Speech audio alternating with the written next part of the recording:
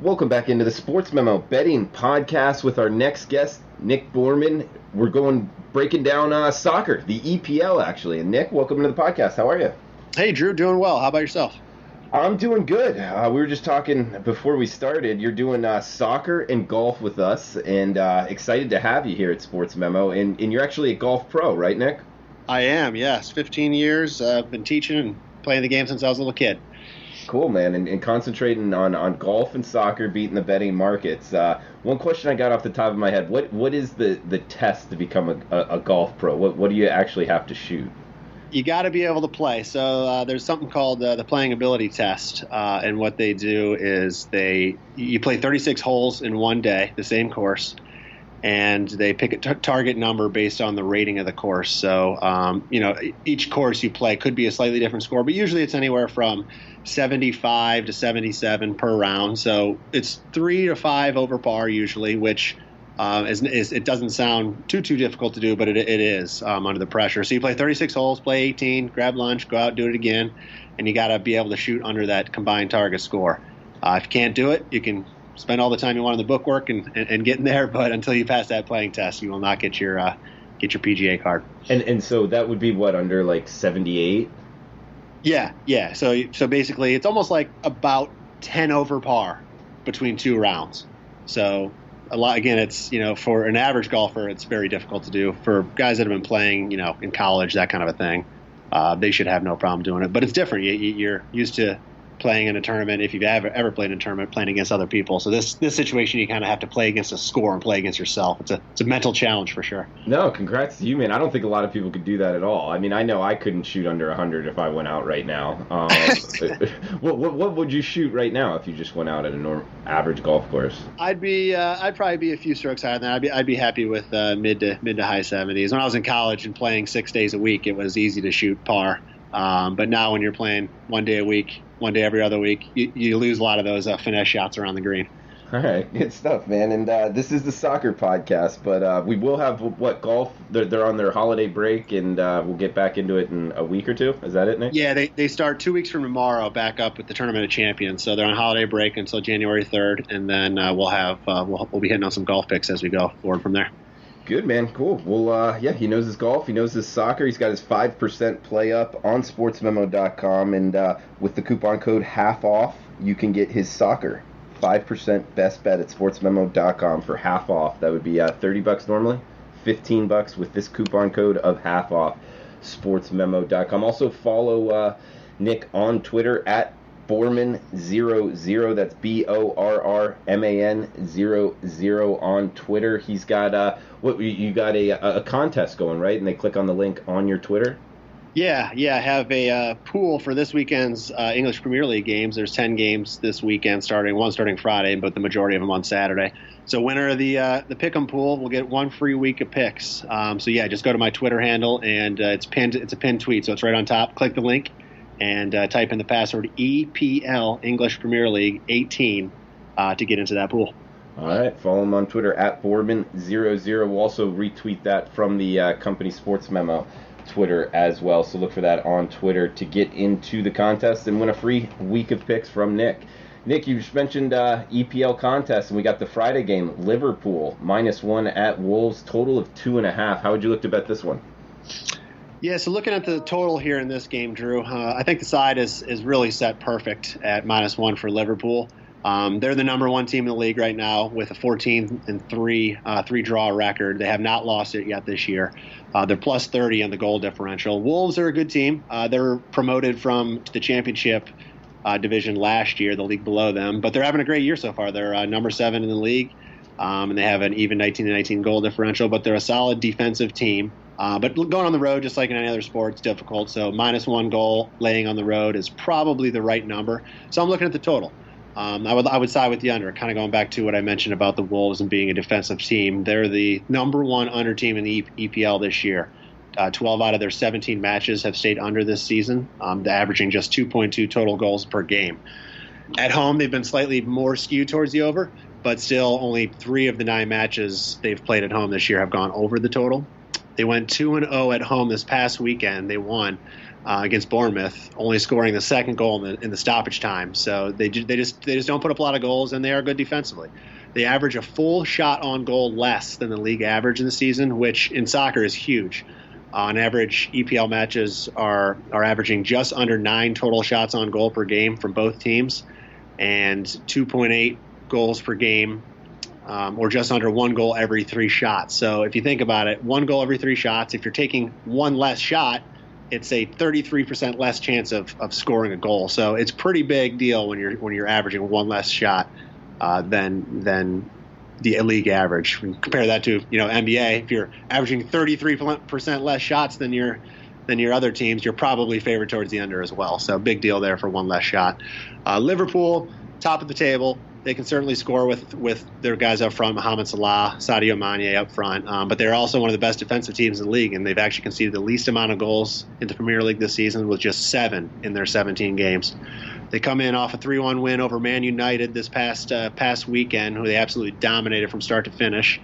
I don't see that happening in this game, though. I think the Wolves will slow this game down because they know they just can't hang with Liverpool if the game was to open up and turn to a run and gun type of match. So I think it'll be hard for Liverpool to bring the same energy they played with against Man United last week too, because that was just a big match. So I see this game starting very slowly. Liverpool maybe picking up the energy a little bit later in the game as the Wolves hang around and stay within striking distance. So I'm thinking under in this match. And Nick, that was the Friday game. I like the breakdown, man. The percentage of shots, it mattered 33%. That makes a lot of sense. We got the Saturday schedule up, and starting off with a game where there's change. I know you wanted to. You had something on this game, the Manchester United game. How would you look to bet that one? Yeah, so big news in the Premier League and all of football really is Man United. If you followed any football this year, they have had quite the drama, I guess you could say, with between the team and their manager, Jose Mourinho, and he was canned yesterday, actually, Tuesday. They lost, as I mentioned just before, 1-3 against Liverpool. They've had their worst start in the Premier League in over 20 years, so they're really struggling right now, and it was time for him to go. He's bad relationships right now with the players. Their number one most expensive signing, Paul Pogba, hasn't even been playing because the two are just honestly like high school girls. They're just not getting along, so they're not playing right. He wasn't even playing. So anyway, they just let him go. As of this morning, they actually did hire an interim boss. His name's Ole Gunnar. I don't even know how to pronounce his last name. I'm not familiar with the guy, but I did look him up. Ole Gunnar Solskjaer, I believe is how you say it, to fill the role until the end of the season. So he was an ex-United player for 11 years in the late 90s and early 2000s.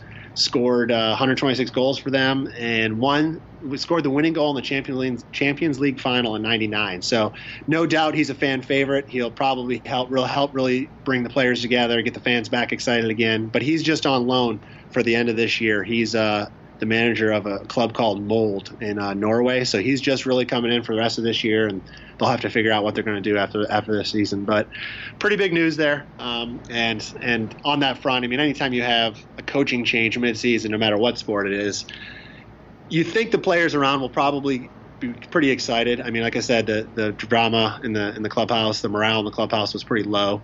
So I think this will be a good thing for the team. I think they'll be excited to kind of get around the manager, but it'll take some time to kind of learn his style of play.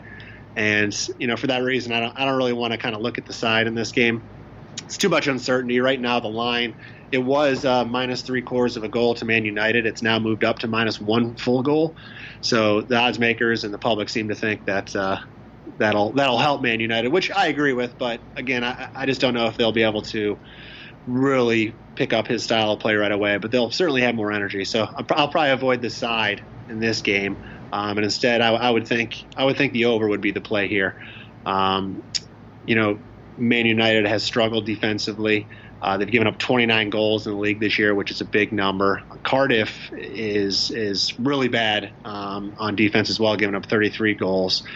Which is the second most in the league, and they've lost big to the big teams in the league. They lost 0-5 to Man City, 1-4 to Liverpool, 1-4 to Chelsea, and they've actually won their last 3 of their 4 at home.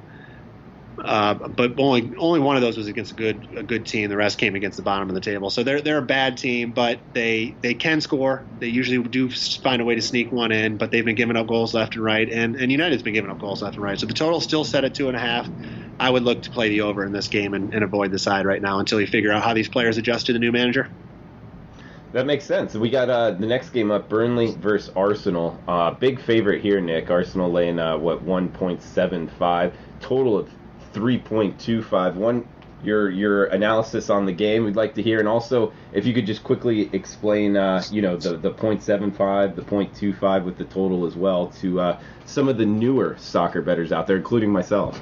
Yeah, sure. The quarter goal lines, as you see, are really a series of two bets split. So when you look at Arsenal, they're favored by 1.75 goals. You're actually taking your wager on Arsenal and putting half of your wager on 1.5 and half of your wager on -2.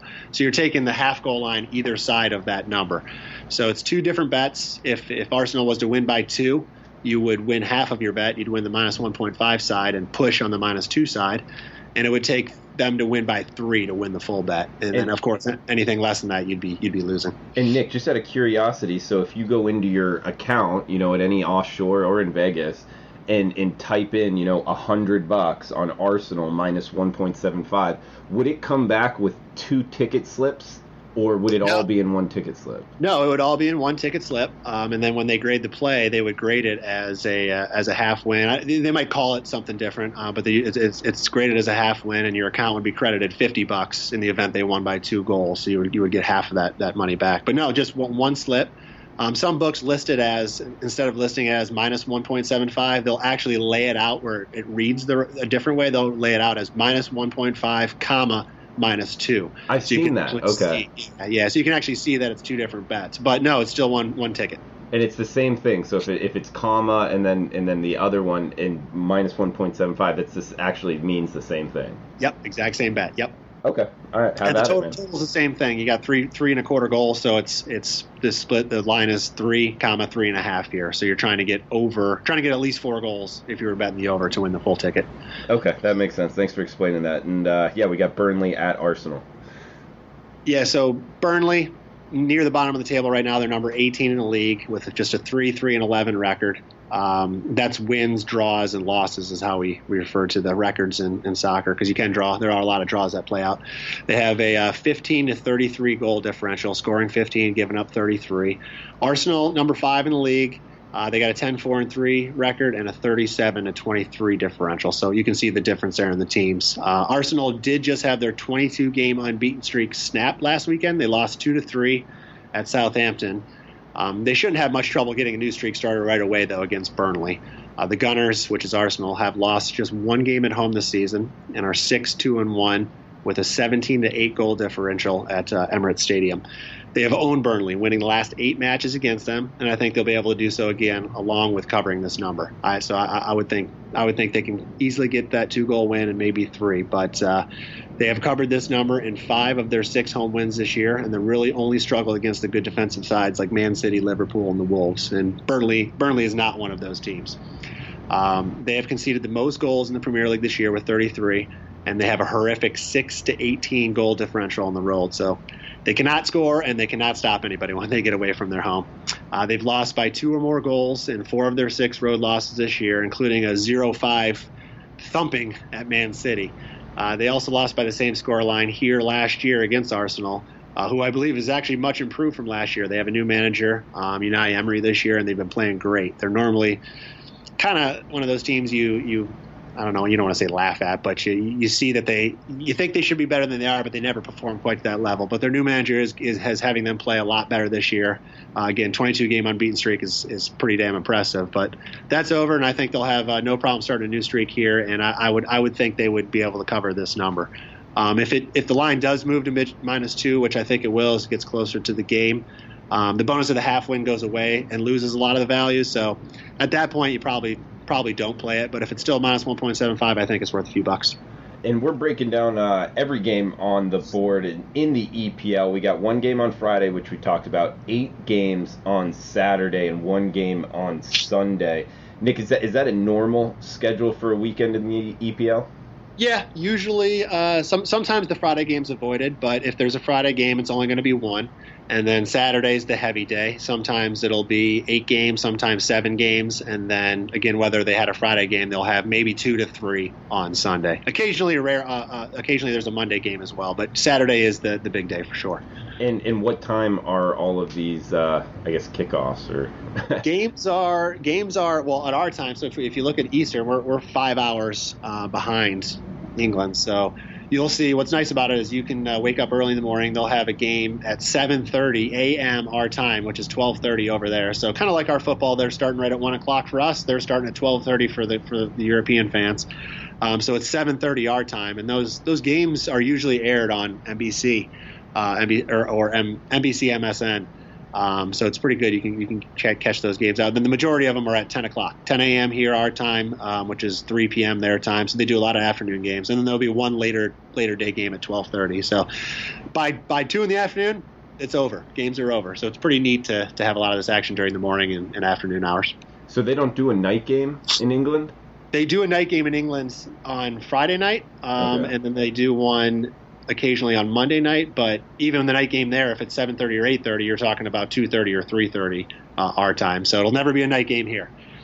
Okay, we got Brighton at. We were going over Bournemouth. Is that correct, Nick? Yeah, Bournemouth. Bournemouth. Okay, and we got minus 0.5, total of 2.5. What do you got on the Brighton game? These two teams, they're pretty close in the standings. Brighton's number 13. Bournemouth is number 11. There's only 2 points separating them in the standings. So they're pretty even, but I would give the edge to the home side. Bournemouth, they started the year off great. They won 6 of their first 10 games, drawing 2, and they just had 2 losses in those first 10 games. They have since lost 6 of their last 7. However, 5 of those games were against the top 7 teams in the league, like Man City, Liverpool, Arsenal. They won their lone home game against a bottom half side, 2-1 against Huddersfield, and I see a similar result to that on Saturday. Minus the 3 losses at home against Liverpool, Arsenal, and Man United, they have been great at Vitality Stadium with 4 wins and 2 draws, scoring at least 2 goals in each match. They also won this matchup last year at home 2-1. Brighton, they lost their last 2 matches at home last week against Chelsea. Although they did cover the plus 1.25 spread, which I gave out as one of my free picks from last week's pod. And they lost at Burnley 2 weeks ago.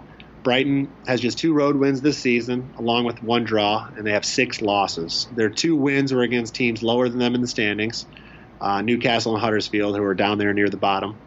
But they've otherwise struggled against the mid-table teams like Bournemouth. They lost 0-2 at Watford, 1-3 at Everton, along with some bad losses, as well as the previously mentioned Burnley loss, 1-2. They lost 1-2 at Cardiff as well. So they can't beat the mid teams. They can't beat the bottom teams. So they're just not a good road team this year. And I think they're going to struggle at Bournemouth. So I think that side, or the edge, goes to the home side here. All right, we got the Chelsea game up next. They're laying 1.5, total of 2.75 here, Nick. Yes, Leicester, champions of the Premier League just a couple of years ago, which was a surprise. They're nowhere near that level anymore. They're number 12 right now in the standings. Chelsea's number 4. There's 15 points separating the 2 teams. Chelsea's got 37, Leicester's got 22. So I'm looking at the total here in this game and leaning to the under. Leicester has had their last 8 league matches stay under this total, so that's a pretty impressive streak. They scored 1 goal or less in all but one of those games, including being held scoreless in their last 2. So after starting the year with 3 straight overs on the road, they've only had 1 of their last 6 matches go over this total. They are struggling to find the net right now, but they have still maintained good defense, conceding more than 1 goal just 1 time in their last 8 matches. So they're playing low-scoring games. They're not scoring, and they're still keeping up their defense. So obviously that points to the under. Chelsea, they've been a strong possession team all year. Thus, they're good at controlling the game and limiting their opponent's chances. They have the 2nd highest possession rate in the league, behind only Man City. Because of that, they've limited their opponent's chances on goal. They have the 3rd lowest goal attempts per game and the 3rd lowest shots on goal per game. So going back to that stat I said about giving up shots and shots on goal and how that can affect your chances, they're over a full shot less than the league average when it comes to giving up shots on goal. So again, think about it as a 33% chance less for any team playing them to have a chance to score. So they've given up only 7 goals at home this year, and they've kept 3 clean sheets, which clean sheets refers to shutouts, and actually 4 if you count one of their Europa League matches. Last year, these teams played to a scoreless draw at Stamford Bridge, which is Chelsea's home stadium. And I don't expect that necessarily to be the case this time, but I can easily see a 1-0 or 2-0 Chelsea win here. So clean sheets, that's slang in soccer for... Clean sheets, yep. Right. That's the goalies. That's what the goalies want. They want a clean sheet. So that is slang for a score, or keeping your opponent from scoring. Nice, I like it. All right, we got Southampton at Huddersfield next. This is a total of 2 and a pick'em price here. So would that be minus 110 each side here, Nick? Yeah, usually. I mean, even on a pick'em type of a line. So I would say on average, your quarter goal lines, your lines are going to move in quarter goals, right? Minus 0.25, minus a half, minus 0.75.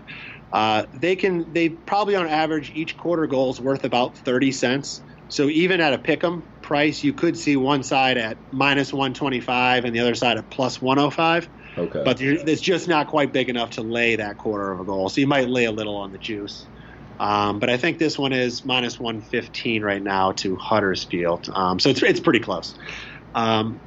But the two teams are very evenly matched. They're both down in the bottom 4 of the table. Southampton's number 17, Huddersfield number 19, and this is out of 20 teams that are in the Premier League. So they're both bottom of the table teams, and they're going to be battling the relegation really all year long. I mean, the goal of these two teams is obviously not to win the league. They're nowhere near that level, but it's to stay in the Premier League and not get relegated down to the Championship next year. So I think this game could honestly go either way. Southampton, they come into this game off a big 3-2 win against Arsenal, finally stopping that 22-game streak we were talking about before. It was their second game under their new manager, though. So they fired their manager just two weeks ago, and similar to what I was talking about with United, now have a new manager to play for. It seems to have helped the team. They've kind of gotten together around them and have been playing better in these last 2 games. But because before that game, they were winless in the last 12 matches, failing to score in over half of them. So they've been playing bad. They haven't been able to find the net. Away from home, they've really struggled. They just have 1 win and 1 draw to go along with 7 losses, and they've only scored 7 goals in those games. So I think there is a slight edge to the home side here, but Huddersfield, they've really been just as bad. They've lost their last 4 matches, scoring a total of just 2 goals in those 4 games. At home, they've managed just 1 win with 2 draws and 6 losses, scoring a whopping 3 goals.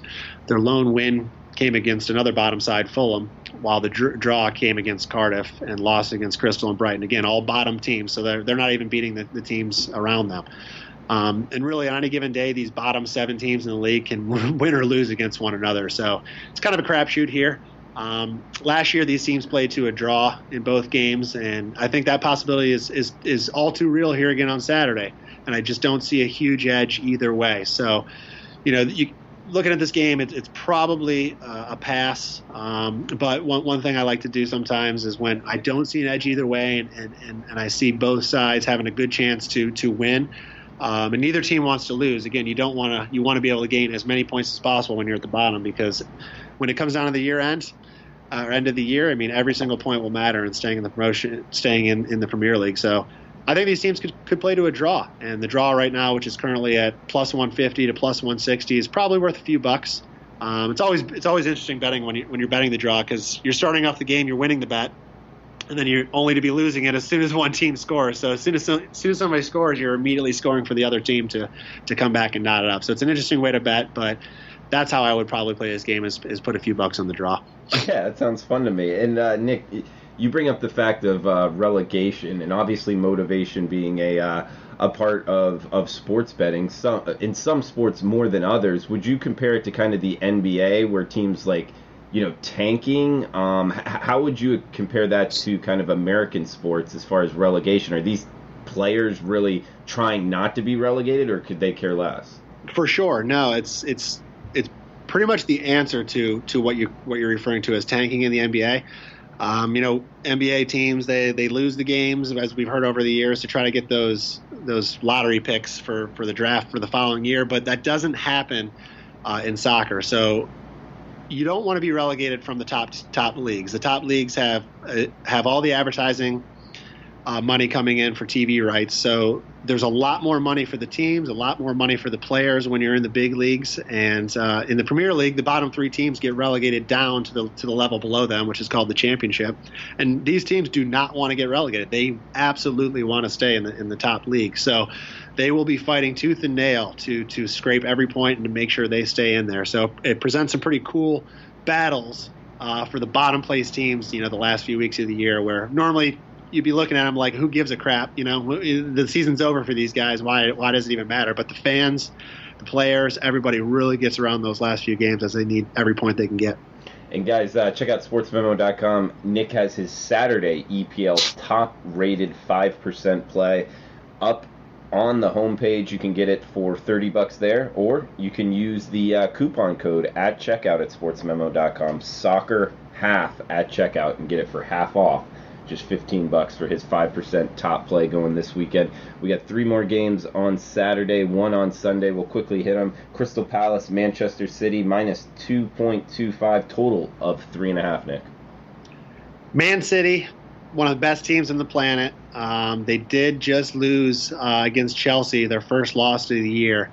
But they're really almost unbeatable when it comes to playing at home. They're perfect 9-0. They've scored 33 goals in those games, which is nearly 4 per game, while conceding just a total of 6. So not many teams have any luck when they go into Manchester and try to win the game. And usually at home, they're always favored by lines like this: 2 goals, 2.5 goals. This one 2.25 goals, unless they're playing one of the top 4 teams.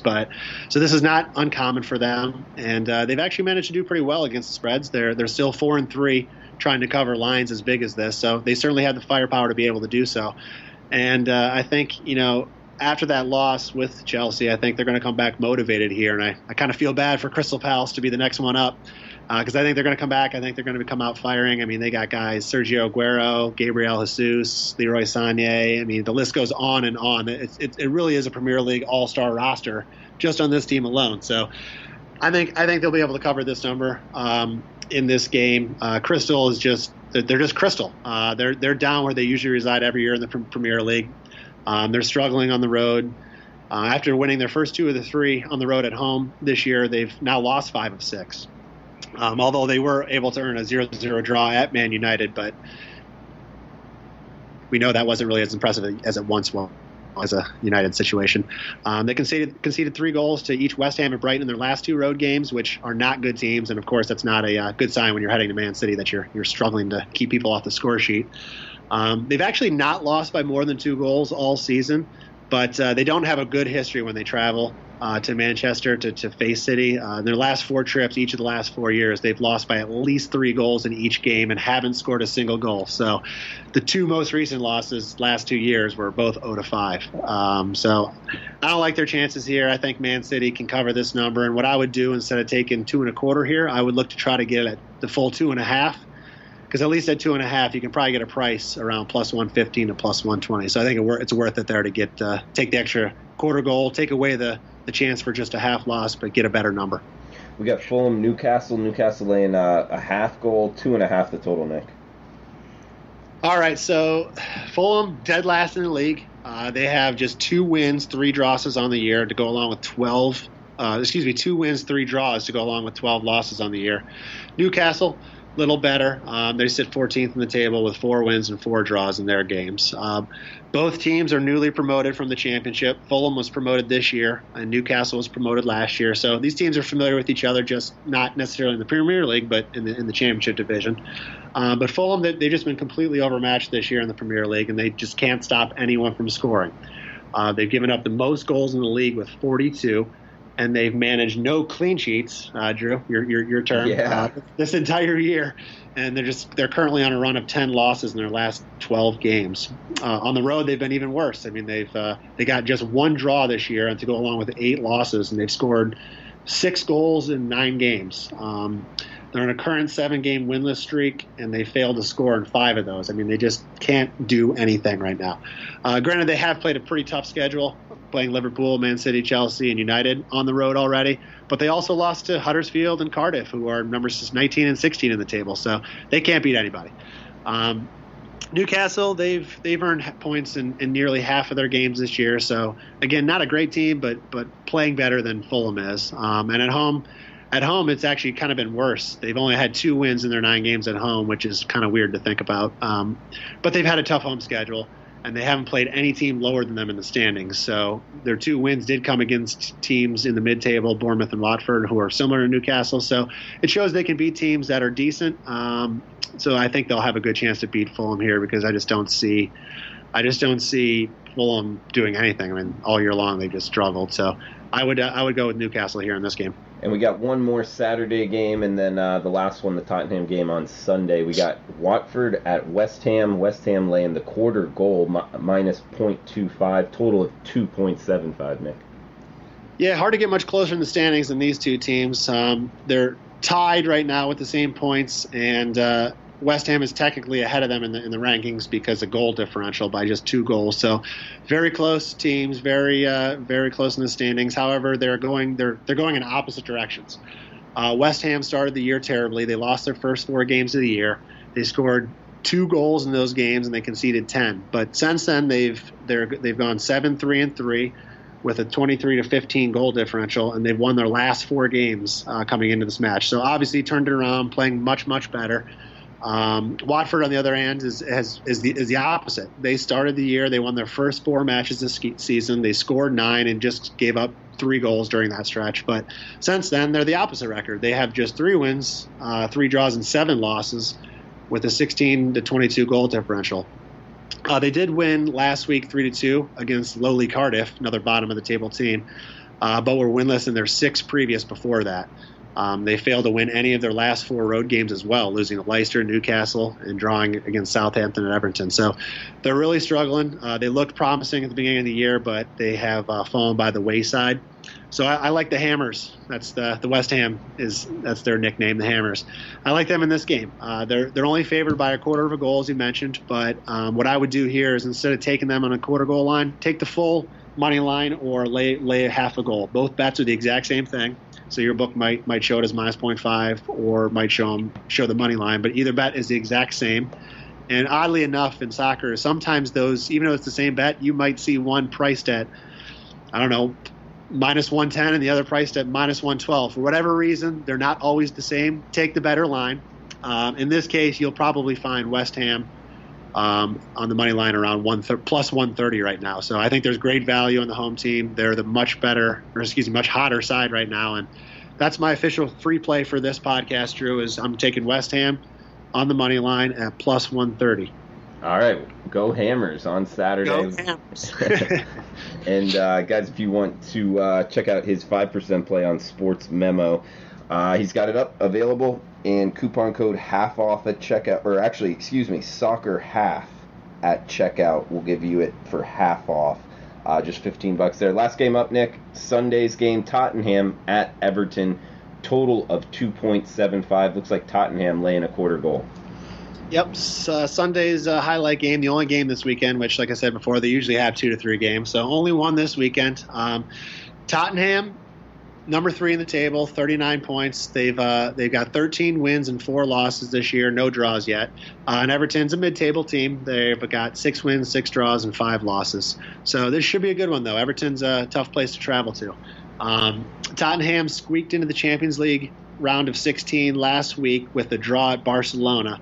So they were coming. They played with a lot of energy in that game. They had to put all their tricks up their sleeve for that game just to be able to earn that point at Barcelona, and it kind of showed as they went to as they hosted Burnley this past weekend, who's a pretty bad team, and they were only able to beat Burnley 1-0, and it took a goal in stoppage time to be able to do that. So it's kind of a hangover effect there from their qualification for the Champions League. So, but now as they're a week removed from all that excitement, I think they should be able to return to their strong form here and control this Everton team.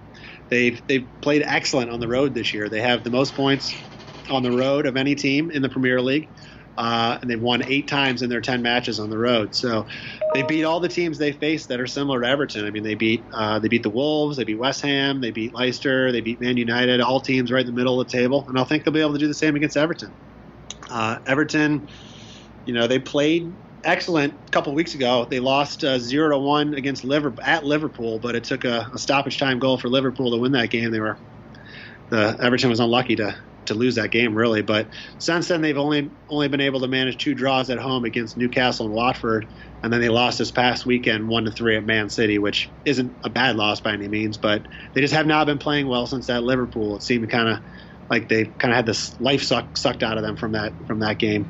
Tottenham, they haven't lost to Everton in 11 meetings dating back to 2012. So I think that streak will continue. I think Tottenham should be able to control this game. And again, going back to the quarter goal line, instead of taking the quarter goal line, I would probably play this on the money line and look to get them around plus 130 on the price.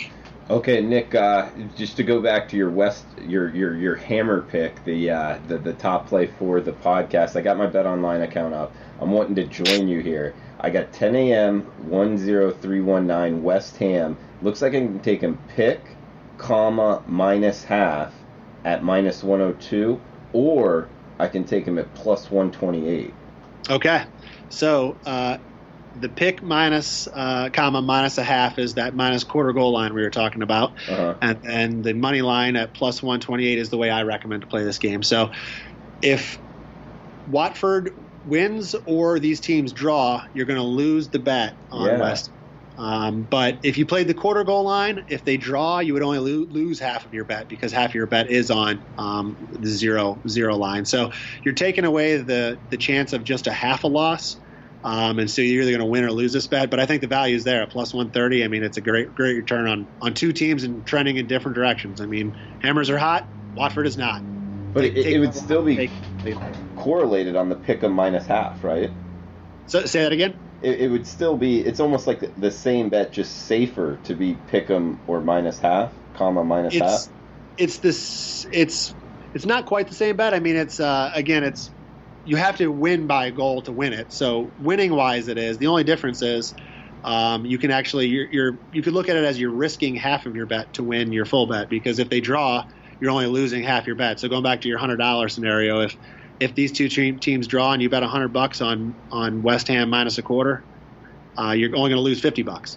So it does present a unique ability to kind of mitigate your losses. Of course, if Watford wins, you're going to lose the full amount. So they are a little bit different. If they draw, when you bet the money line on West Ham, you're going to lose your full $100, but you're going to win 130. So I think the value is good enough to take them on the money line.